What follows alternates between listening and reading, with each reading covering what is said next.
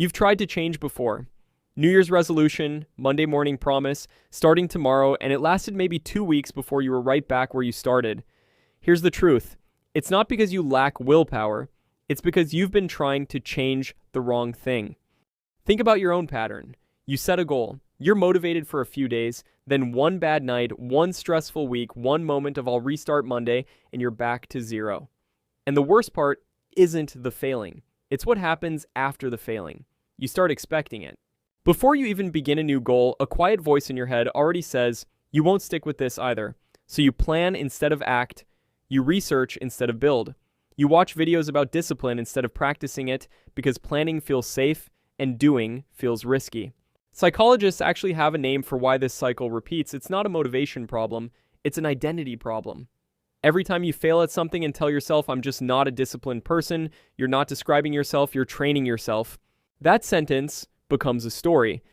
And your brain works hard to keep you consistent with your own story, even when the story is holding you back. So how do people actually break out of this?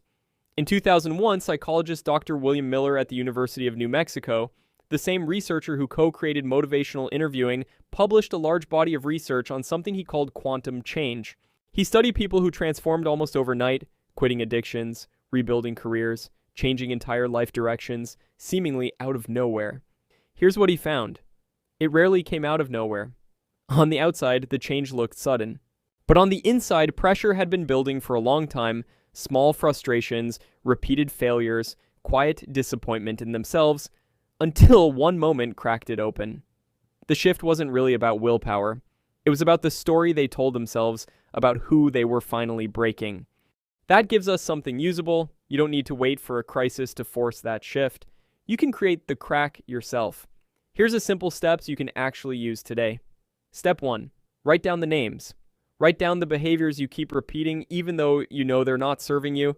No judgment, just naming them clearly. Step 2. Find the identity underneath.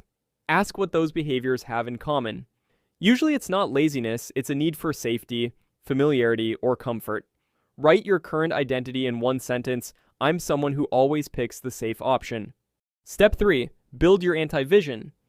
This is the reverse of positive visualization. Instead of imagining your best future self, picture your life in 10 or 15 years if nothing changes, same excuses, same avoidance, same regret. Positive dreams are inspiring but vague. Discomfort is specific, and specific is what moves people to act. This is backed by basic behavioral science. Pain tends to motivate faster and more reliably than pleasure alone. Step 4. Choose the contrary identity. Now, write the opposite sentence, who you want to become instead.